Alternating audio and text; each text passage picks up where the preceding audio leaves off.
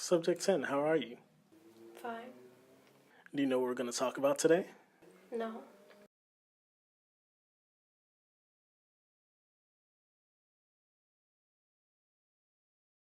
Well, today we're going to talk about addiction. Do you know what addiction is? Actually, wait. Before you answer that, let me read the definition for you. Addiction is the condition of being addicted to a particular substance, thing, or activity.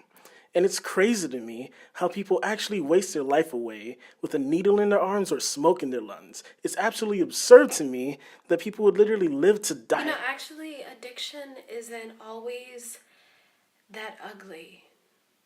Addiction is just simply the act of being dependent on something.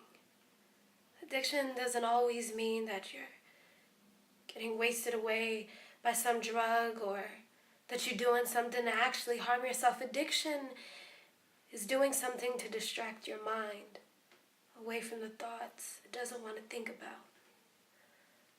Addiction is every time you go on a TV screen and you watch it just so you can distract your mind away from what's bothering you. Addiction is when you open up your phone and you go on Facebook 10, 20, 30 times a day just so you don't have to think about what bothers you the most.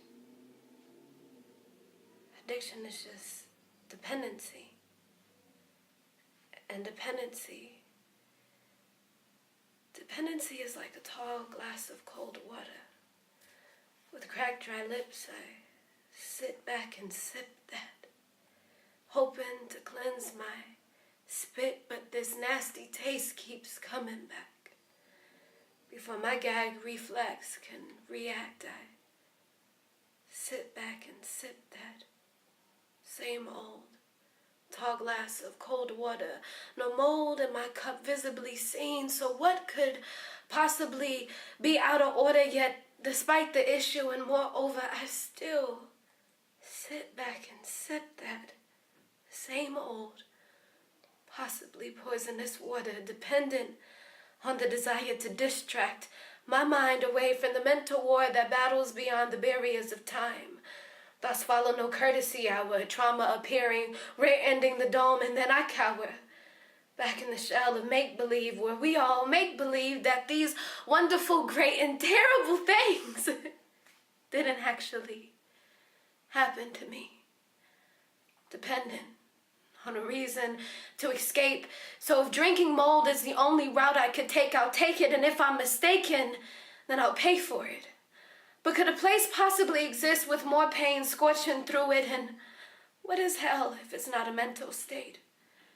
How do people dream of heaven without having any mental faith? How do we seek freedom if we haven't been self-employed yet in removing our own shackles? Running through the parallels of society, facing fear and anxiety, walking on a tightrope, holding on by a thread and a loose tassel. But balance that ball on your head, kid. It's entertaining for others to see you bend your back, fall, and get hit. Yeah, I said, balance that ball on your head, kid. And snap your neck, walking your way over to dependency on image, superego, developing a way too critical, self-critic, short circuit. You're not perfect.